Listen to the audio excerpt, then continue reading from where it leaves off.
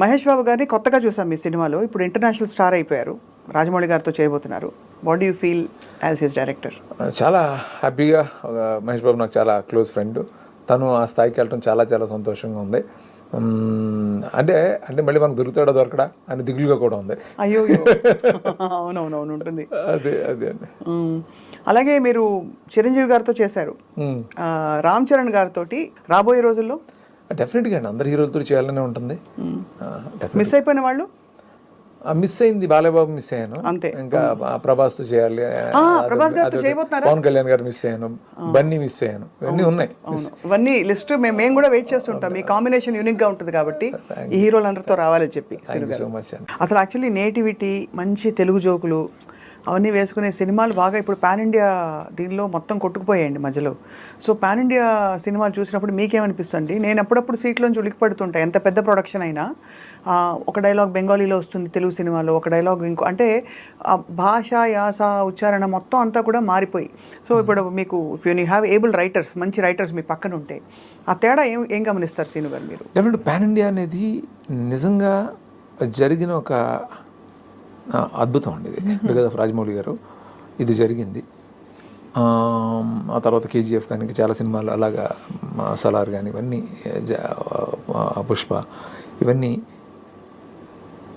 దేవరా, ఎన్నిటికి ఒక అడ్వాంటేజ్ వచ్చిందండి.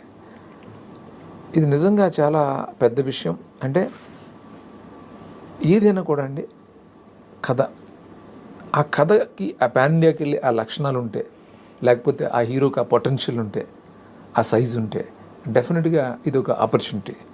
అందుకని ప్రతి ఫిల్మ్ కూడా పాన్ ఇండియాని మనం ఎక్స్పెక్ట్ చేయకూడదు. లోకల్ సెన్సిబిలిటీస్తో మనం కొన్ని సినిమాలు చేస్తాం. అవును, అదే డిసైడ్ అయిపోవాలి మనం. ఇప్పుడు మన సినిమా చేస్తున్నాం, ఒక కథ చేస్తున్నాం, ఒక కథ, ఈ కథ మనం ఎవరిని ఏం చేసి చేస్తున్నాం అనేది ఒక క్లారిటీ మనకు ఉంటే కనుక ఆ ప్రకారం వెళ్ళాలి.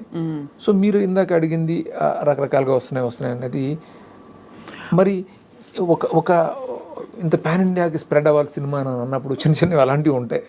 అంటే ఉన్నమాట అయితే వాస్తవం, అంటే ఉంటాయి కదా చిన్న చిన్న నేటివిటీ లేకపోవడం. నేను అంటే ఒక్కటే, అంటే మనకి అడ్వాంటేజ్ అనేది డెఫినెట్గా ఉందండి. బట్ ఇక్కడ చాలా అర్థం చేసుకోవాల్సిన ఆలోచించండి, ఈ కథకి ఆ పాన్ ఇండియన్ పొటెన్షియల్ ఉందా, ఈ స్టార్కి ఆ పొటెన్షియల్ ఉందా, లేకపోతే ఆ సైజ్ ఉందా, ఇవన్నీ చూసుకుని మనం ప్లాన్ చేయాలి తప్ప ప్రతి సినిమా పాన్ ఇండియా అని అనుకోవడం కుదరదు. కొంచెం అంటే ఒక చిన్న మిడ్ రేంజ్ హీరో కానీ, లేకపోతే చిన్న హీరోని ఎవరిదైనా కూడా పాన్ ఇండియాకి వెళ్ళొచ్చు. ఆ కథలో ఆ పొటెన్షియల్ ఉండాలి.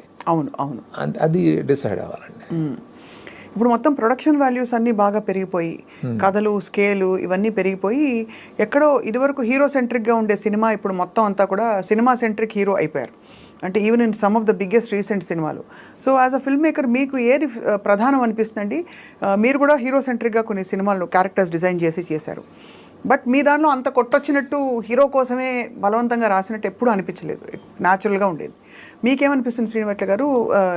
ఏది ప్రధానం ఇప్పటి రోజుల్లో సినిమాకి? కథ ఆత్మ, ప్రొడక్షన్ ఆత్మ, టెక్నికల్ వాల్యూస్ ఆత్మ, సంగీతం, వాట్ ఈస్? ఎప్పుడు కథనండి. కథే ఫస్ట్ కథ తర్వాత ఆ కథకి ఒక హీరో ఒక తన ఇమేజ్ ఒకటి యాడ్ అవుతుంది. ఆ తర్వాత ప్రతిదీ కూడా టెక్నికల్గా ఆ సినిమాని కొన్న బడ్జెట్ని బట్టి అంత బాగా తీసుకెళ్ళాలి. ఇవన్నీ ఇంపార్టెంట్. ప్రొడక్షన్ ఇంపార్టెంట్, ప్రమోట్ చేసే ప్రొడ్యూసర్స్ ఇంపార్టెంట్, అన్నీ కలెక్టివ్గానండి. అవును కరెక్టే. సో అన్నీ కలగలిసి దానికి తగ్గట్టుగా ఉండే ప్రొడక్షన్ అయితే అది ఆడియన్స్కి నచ్చి అది. ఎగ్జాక్ట్లీ అండి.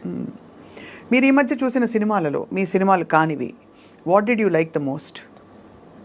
చాలా సినిమాలు ఉన్నాయి కానీ ఇమ్మీడియట్గా ఇన్స్టెంట్గా అడిగితే మనం కూడా చెప్పాను నేను, మహారాజా అనే ఫిల్మ్ నాకు చాలా బాగా నచ్చిందండి. విజయ్ సేతుపతిది. అంటే స్క్రీన్ ప్లే చాలా టెరిఫిక్గా చేశారు. జనరల్గా కొరియన్ ఫిల్మ్ లాగా ఉంటుంది అది.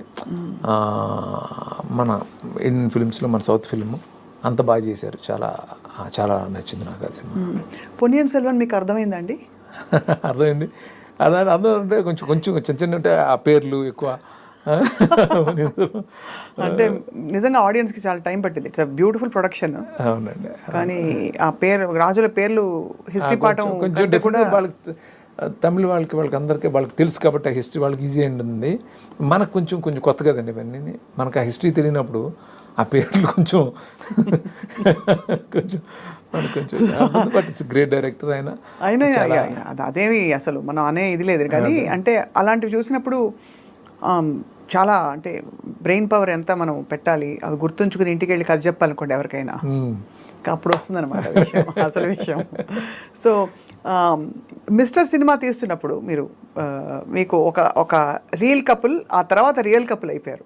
అప్పట్లో మీకు ఆ జాడలు హింట్స్ అనిపించాయా వాళ్ళు ఇష్టపడుతున్నట్టు, వరుణ్ తేజ్ అండ్ లావణ్య? నాకేం అనిపించలేదు, నాకు తెలియదు అసలు. నేను నా గొడవలో నేను ఉండేవాడిని ఎప్పుడు కూడా, పెద్దగా నేను ఇది పెద్ద ఫోకస్ అవ్వను ఏది, నాకు అనిపించలేదు ఎప్పుడైతే. ఇప్పుడు once they became real couple మీరు సర్ప్రైజ్ అయ్యారా? వరుణ్ ఎప్పుడు తను ఇది కోసం ఫోన్ చేసినప్పుడు తను చెప్పాడు ఇట్లాగా, అది గుర్తు చేసాడు అనమాట. ఆ టైంలో అలా జరిగిందని చెప్పి గుర్తు చేశాడు నాకు. అప్పుడు అవునా నాకు తెలీదు. సో అది అంటే ఇవన్నీ సరదా విషయాలు. ఇప్పుడు వాళ్ళు చక్కగా సెటిల్ అయ్యారు కాబట్టి మనకు చెప్పుకోవడానికి కూడా ఇట్స్ హ్యాపీ థింగ్ కాబట్టి మేము ప్రస్తావిస్తున్నాం. అమ్మాయి చాలా మంచి అమ్మాయి, వరుణ్ చాలా మంచోడు, ఇద్దరు కలవటం చాలా హ్యాపీ. మీకు ఆల్ టైమ్ మీరు డైరెక్ట్ చేసిన హీరోలు అందరిలో ఇది మాత్రం ఖచ్చితంగా మీరు ఒక పేరు చెప్పాల్సిందే. Who's your all time favourite hero మీరు డైరెక్ట్ చేసిన హీరోలు? అసలు ఏ డైరెక్టర్ అని చెప్తారండి ఇది? చెప్పరా? ఎలా చెప్తారండి అంటే చెప్పకూడదా? చెప్పకూడదని కాదండి, అది చెప్పలేమంతే. అదే పైగా నేను ఏ హీరోని చేస్తే ఆ హీరోతోటి ఎక్కువ ఫ్రెండ్షిప్ చేస్తాను, లవ్ చేసి చేయాలి, అది ఉండదండి ఫ్రాంక్గా. అందరూ ఆ సినిమాకి వాళ్ళు బెస్ట్ అంతేనా? వన్స్ వచ్చేసిన తర్వాత అది ఒక ఎలా ఉంటుంది, మ్యూచువల్గా ఉంటుంది. ఆ హీరో మనం ఎంత లవ్ చేస్తున్నాం, మనం ఎంత లవ్ చేస్తున్నాం, అలా వెళ్తూ ఉంటుంది తప్ప అది చెప్పడం కష్టం. అంతే. అలాగే మీ కాస్టింగ్లో మీరు హీరోయిన్కి ఎంత ప్రాధాన్యత ఇస్తారు శ్రీను వైట్ల గారు? ఎందుకంటే నేను అందరు డైరెక్టర్లతో, నేను చాలామందితో, పూరి జగన్ గారితో వాళ్ళతో ఎప్పుడు ఫైటింగ్ చేస్తూ ఉండేదాన్ని. మంచి సబ్స్టెన్స్, ఒక మెదడుండే మంచి థింకింగ్ ఉండే క్యారెక్టర్ ఉండాలి అమ్మాయిల క్యారెక్టర్లు, ఎందుకు ఎప్పుడు సిల్లీగా చూపించాలి ఆ అబ్బాయిని ఎక్కువ ఎలివేట్ చేయడానికని. మీ దృక్పథం ఏంటి శ్రీను గారు? యూ ఆల్వేస్ బీన్ బ్యాలెన్స్డ్ ఎందుకని? నేను అంటే హీరోయిన్ క్యారెక్టర్కి ఇంపార్టెన్స్ డెఫినెట్గా ఉండాలని కోరుకుంటాను నేను కూడా. బట్ హీరో సెంట్రిక్ వెళ్ళేటప్పుడు కొన్నిసార్లు తగ్గిపోతుంటన్నమాట వాస్తవం అండి. అలా అని చెప్పి నేను ఎప్పుడు హీరోయిన్ క్యారెక్టర్ని ఎలా చేయను, నేను ఒక క్లాస్ మెయింటైన్ చేస్తాను ఎప్పుడు కూడా.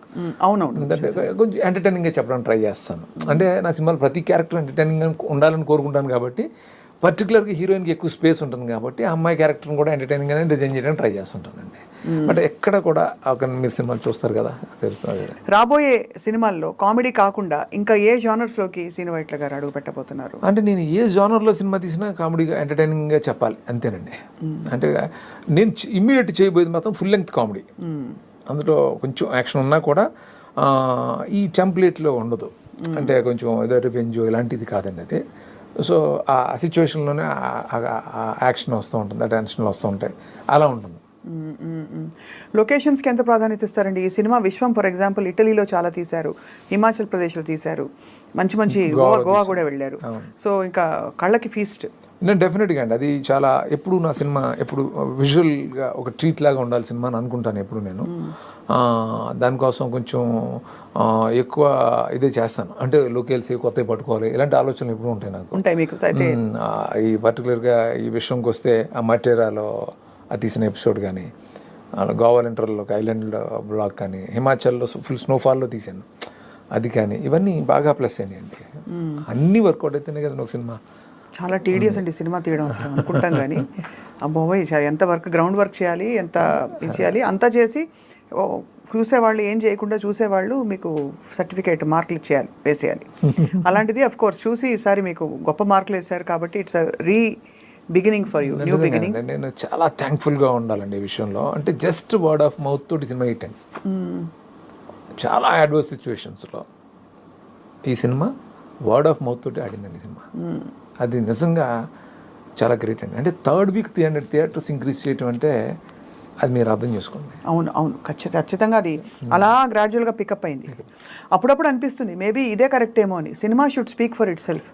లేకపోతే ముందే ఎక్కువ పబ్లిసిటీ చేసేస్తే ఏదో ఎక్స్పెక్టేషన్ పెట్టుకెళ్ళి పబ్లిసిటీ చాలా ఇంపార్టెంట్ అండి. అంటే మాకు పబ్లిసిటీ ఎందుకు ఇంపార్టెంట్ అంటే అండి, ఫస్ట్ థియేటర్కి జనాన్ని తీసుకురావడానికి చెయ్యాలి.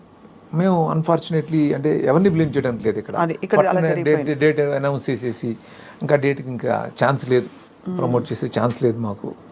సాంగ్స్ కూడా రిలీజ్ చేయలేకపోయాం. చేయకుండా చేసినా హిట్ చేసినందుకు అందుకే చెప్తున్నాను చాలా థ్యాంక్ఫుల్గా. అంటే నాకు ఒక పెద్ద రిలీఫ్ ఇచ్చారు విషయం ద్వారా. కరెక్ట్, అవును. సో ఇప్పుడు చిన్న ర్యాపిడ్ ఫైర్ మీతో శ్రీనివాట్ల గారు. అఫ్ కోర్స్ మిమ్మల్ని ఇబ్బంది పెట్టే ప్రశ్నలు ఏమి అడగము. అంటే ఫేవరెట్ హీరో హీరోయిన్ అంటే మళ్ళీ మీరు ఇబ్బంది పడతారు కాబట్టి అవి అడగకుండా, మీరు డైరెక్ట్ చేసిన హీరోస్ కాకుండా మీ all time favourite screen hero ఎవరు, ఏ భాష, ఎనీవేర్? నేను చాలా సందర్భంలో చెప్పాను, నేను కృష్ణ గారు కృష్ణ గారు అంటే నాకు చిన్నప్పుడు కృష్ణ గారు అంటే చాలా ఇష్టం నాకు. సూపర్ టేస్ట్ అండి అసలు. Favourite heroine? హీరోయిన్లు మారిపోతూ వచ్చారండి చాలామంది. అంటే శ్రీదేవి గారు ఉండేవారు, ఆ తర్వాత ఒక్కొక్కరు అలా. రామ్ గోపాల్ వర్మ గారిని ఒక వర్డ్లో డిస్క్రైబ్ చేయాలంటే ఏం చెప్తారు? యూనిక్ అండి. యూనిక్. తిట్టకుండా పొగడకుండా వాళ్ళు చెప్పారు. యూనిక్ అండి. అవును, ఖచ్చితంగా. Just kidding. యూనిక్ అండి. నేను చూడలేదు అలాంటి మనిషి, ఇంకో మనిషిని నేను చూడలేదు. రైట్. బ్యూటిఫుల్. మీ ఫేవరెట్ హాలిడే డెస్టినేషన్? ఫేవరెట్ అంటే ఎక్కువ అంటే నేను వెళ్ళేది గోవా, స్విట్జర్లాండ్ ఇష్టం. స్విట్జర్లాండ్. ఓకే. శ్రీనివాట్ల గారు ఖాళీగా ఉన్నప్పుడు ఏం చేస్తారు? ఆలోచిస్తారా, సినిమాలు చూస్తారా, లేక బాధపడతారా, సంతోషపడతారా, నవ్విస్తారా? నేను సినిమాలు చూస్తానండి, ఫ్రెండ్స్తో స్పెండ్ చేస్తాను, లేకపోతే పొలం వెళ్తాను, ఫామ్కి వెళ్తాను, అంతే. మీ బెస్ట్ ఫ్రెండ్ ఎవరు? చాలామంది ఉన్నారండి, అంటే ఒక 10 మంది ఉన్నారు. 10 మంది బెస్ట్ ఫ్రెండ్స్ ఉన్నారు. 10 మంది ఉన్నారు. అందరూ ఇండస్ట్రీ వాళ్ళే? ఇండస్ట్రీ కాదు, కొంతమంది బయట, కొంతమంది ఇండస్ట్రీలో. యా. శ్రీనివాట్ల గారి ఆల్ టైమ్ డ్రీమ్ ప్రాజెక్ట్ ఏంటి? ఆల్ టైమ్ డ్రీమ్ ప్రాజెక్ట్ అనేది నాకు ఫ్రాంక్గా నాకు నెక్స్ట్ చేసే సినిమాని డ్రీమ్ ప్రాజెక్ట్ అంటే. ఇప్పుడంతా all set on the comedy. ఈ హీరో ఎవరైతే మీరు రివీల్ చేయబోతున్నారు ఫస్ట్ నాకే చెప్తారు కదా మీరు? మీకే చెప్తాను ఎందుకంటే అండి అదే మనల్ని ఎగ్జైట్ చేస్తూ ఉంటుంది. అవును, కరెక్ట్. సో డ్రీమ్ ప్రాజెక్ట్ అనేది అంటే ఎక్కడికక్కడ అదే డ్రీమ్ ప్రాజెక్ట్ మీరు చెప్పినట్టు. ఎందుకంటే అదే దాని మీద మనసు పెడతారు. అంతకంటే పెద్దది అవుతుందా వి డోంట్ నో, తెలియదు, అదే పెద్దది అవుతుందా అని చెప్పేసి.